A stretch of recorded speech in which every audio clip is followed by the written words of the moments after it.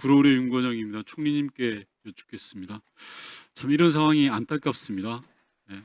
오늘 많은 의원님이 국무회의 개엄의 조건에 대해서 여쭙는데요. 총리께서는 현안 질의에서 국무회의라고 볼 수 없다고 답변하셨습니다. 맞으시죠? 네, 그렇습니다. 뒤에 앉아 계신 행안부 권한대행님, 앉은 자리에서 답변하시면 됩니다. 마찬가지로 상임위에서 국무회의로 볼 수 없다고 답변하셨습니다. 맞습니까? 예, 그런데 대통령과 이상민 전 행안부 장관 그리고 대통령 비서실은 국무회의라고 지금도 주장하고 있습니다. PPT를 한번 봐주시면요. 아직도 행안부 홈페이지에는 52에 국무회의라고 나와 있습니다. 간단하게 말씀드릴게요. 다른 생각과 의도가 없다면 이런 건 없애야 되지 않겠습니까? 총리님 어떻습니까? 네, 제가 국무회의 그 자체를 관장을 하고 있는 부서는 네. 아니기 때문에. 좋습니다. 행안부 장관 권한대행님 이런 거 바로 조치해야 되는 거 아닌가요?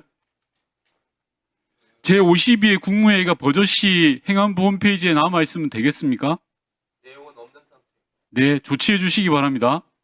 총리께 여쭙겠습니다. 오늘 피의자 윤석열 씨가 체포영장 집행 당하기 전에 메시지를 냈습니다. 주요 내용을 제가 말씀드리면 이 나라의 법이 모두 무너졌다. 불법이 자행되고 있고 무효인 영장에 의해서 강압적으로 진행되고 있다. 한마디로 말해서 체포영장이 불법이고 무효라는 겁니다. 총리님 생각 어떻습니까? 저는 모든 국민은 헌법과 법률에 따라야 된다고 생각하고요. 대통령님께서도 자신의 결정에 대해서 법적, 정치적 책임을 지겠다고 말씀하신 바 있다고 생각합니다. 맞습니다. 피의자 윤석열 씨도 자신의 말을 책임을 져야 됩니다. 그래야 오늘 같은 불상사가 안 생기는 겁니다. 시간 멈춰주시고 이진화 본부장님 나와주시기 바랍니다.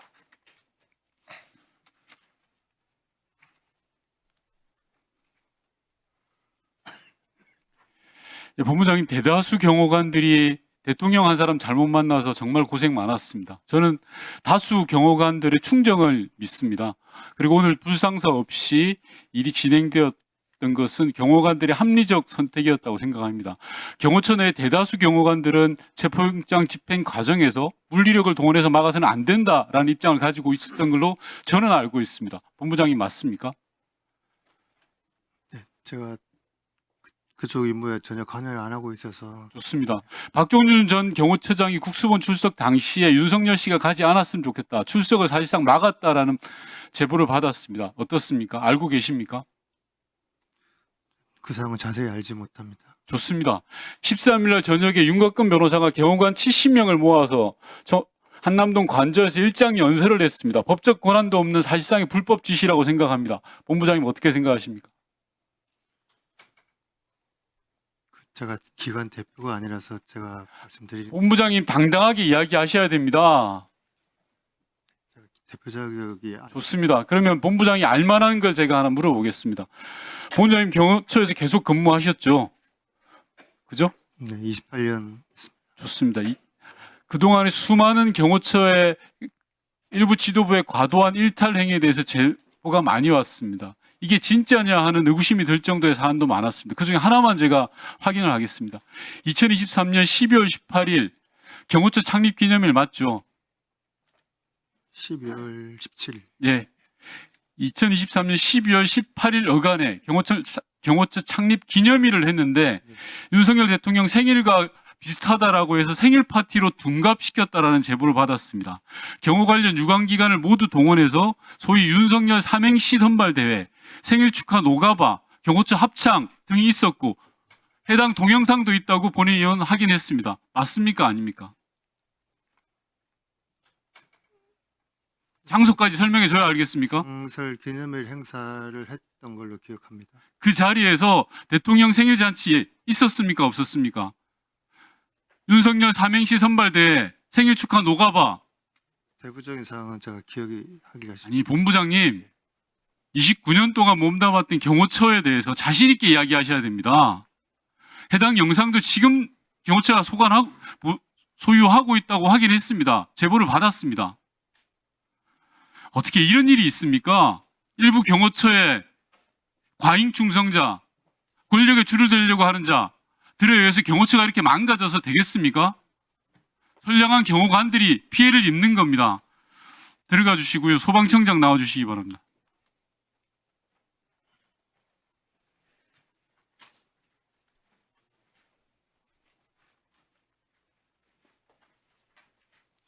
네, 소방청장입니다. 이 계엄 당일 이상민 전 행안부 장관으로부터 경찰이 주요 언론사를 단전단수할 테니 소방청이 협조하라는 지시를 받은 적 있죠?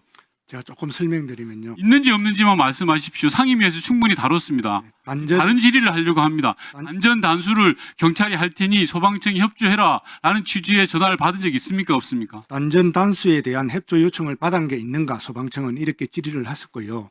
제가 그런 적 없다라고 답변을 드렸습니다. 그렇게 하니까 그 장관님께서 언론기관 5곳입니다. 네, JTBC 들어가죠. JTBC 들어갑니다. 자, 다시 이야기하겠습니다. 한겨레, 경향, MBC, 뉴스공장, JTBC에 대한 단전단수 조치를 경찰이 취할 테니 소방청은 협조하라라는 전화를 받았습니까? 안 받았습니까? 거기에 대해서는 경찰에서 협조 요청을 하면 그러니까요. 소방청에서- 같은 말을 왜 이렇게 자꾸 돌립니까? 소방청장님. 아니 그러니까 제가 제 인식을 정확하게 말씀드리겠습니다. 됐습니다. 들어가셔도 됩니다. 소방청장님 들어가셔도 되고요. 김봉식 서울청장 나와주시기 바랍니다. 시간 끊고.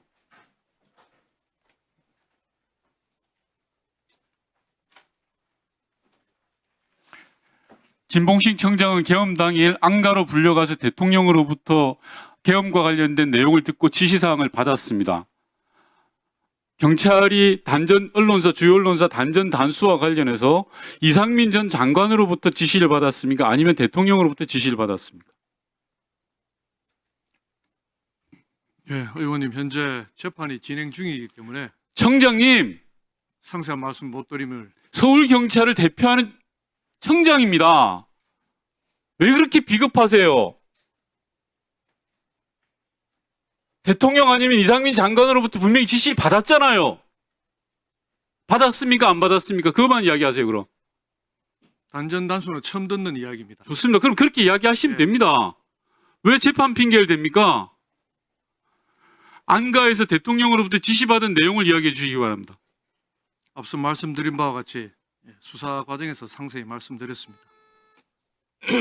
네. 청장으로 대통령으로부터 되지도 않은 불법 부당한 지시를 받았으면 저항해야 되는 게 상식이고 직업 공무원으로서의 자세 아닙니까?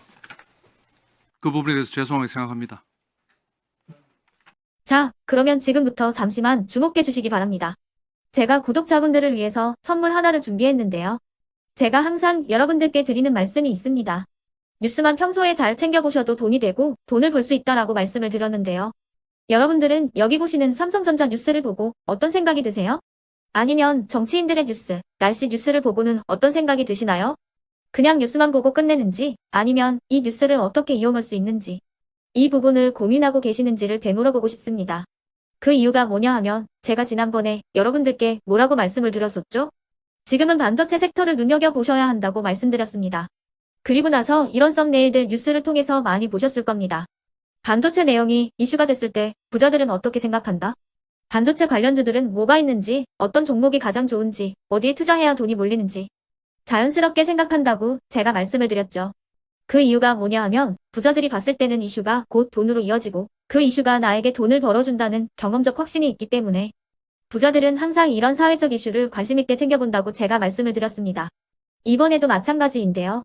제가 지난번에 시청자분들과 함께하는 주식으로 수익 내기 이벤트를 진행했었죠. 당연히 100% 무료로 진행을 했었고요. 여기 보시면 아시겠지만 제가 지난번에도 구독이라고 보내주신 모든 시청자분들께 반도체 관련주 중에 가장 크게 급등할 딱 한 종목, 많은 종목도 아니라 한미반도체 한 종목을 여러분들께 추천드렸어요. 그러면서 여기 나와 있는 대로 정확히 얼마에 매수해야 하는지 그리고 수익률이 어느 정도 나왔을 때 팔아야 하는지를 이런 부분들까지 여러분들에게 정확히 알려드렸었는데 지금 실제로 어떻게 되었다? 오른쪽을 보시면 아시겠지만 제가 지난번 문자 발송으로 이 한미 반도체를 소개해드리고 나서 실제로 이렇게 5배 이상 어마무시한 상승이 나왔습니다. 100만 원만 투자를 했어도 무려 500만 원이 넘는 수익금이 생긴 거죠. 그래서 당시에도 굉장히 많은 분들이 제가 드린 이 한미 반도체로 수익을 내실 수가 있으셨을 텐데요. 다시 한번 축하드린다고 말씀을 드리겠고 이번에도 마찬가지입니다. 앞으로도 2024년, 2025년 계속해서 기대해볼 섹터는 AI입니다. 그 중에서도 AI 반도체는 그 누구도 부정할 수 없는 미래 성장 산업입니다. 그러면 우리가 어떻게 생각해 볼 수 있을까요? AI 반도체 종목 중에 앞으로 크게 대장 역할을 하면서 10배 이상 급등할 수 있는 텐베고 종목을 지금부터 열심히 추적해야 한다는 겁니다. 큰 돈을 투자하지 않더라도 월급의 일부분 아주 소액이라도 이 종목을 모아가야 수백 %의 수익률을 손에 쥘 수 있는 것이죠. 지금 여러분이 보고 계시는 이 유튜브 또한 AI 반도체와 아주 밀접한 연관이 있고 반도체야말로 대한민국의 핵심 산업으로 앞으로 더더욱 시장은 성장할 수밖에 없습니다. 그렇기 때문에 제가 이번에도 뭘 보내드리고 있냐면 지난번과 똑같이 구독이라는 문자를 보내주시면 제가 AI 반도체 관련주 중에 앞으로 대장주 역할을 하면서 주가가 가장 크게 급등할 한 종목을 여러분들께 문자 발송으로 종목명과 사고 파는 시점을 모두 알려드릴 건데요. 그 문자를 받고 여러분들이 주식으로 돈 버는 연습을 한번 해보셨으면 좋겠고요. 혹시라도 나는 주식을 하지 않는다 하시는 분들은 주변에 주식하시는 지인분들에게 말씀을 해주셔도 되고요. 아니면 연세가 있으셔서 투자가 어렵다 하시는 분들은 이 종목을 자녀분들에게 한번 사봐라. 이걸로 한번 수익을 내봐라. 이렇게 조언을 해주실 수도 있는 거겠죠. 그래서 지금 이 영상을 보시는 시청자분들 중에 나도 이번 종목이 좀 궁금하다 하시는 분들은요. 누구나 상관없이 그리고 어느 시간대나 상관없이 부담없이 010-2514-5930번으로 구독이라는 문자 보내주시면 제가 이번에도 똑같이 무료 추천 급등주 문자를 보내드리겠습니다. 이해되시겠죠? 제 번호 010-2514-5930번으로 구독이라는 문자 보내주시면 여러분들이 직접 이슈를 통해서 돈 버는 연습을 해보실 수가 있는 거고 제가 돈을 받는 것도 아니고 투자를 대신해 드리는 것도 아니기 때문에 부담 없이 신청해 주시면 되는 겁니다. 그리고 수익이 나면 저는 다른 것은 하나도 바라지 않습니다. 제 채널에 구독, 좋아요 한 번씩만 눌러주시라 이렇게 다시 한번 말씀을 드리겠습니다.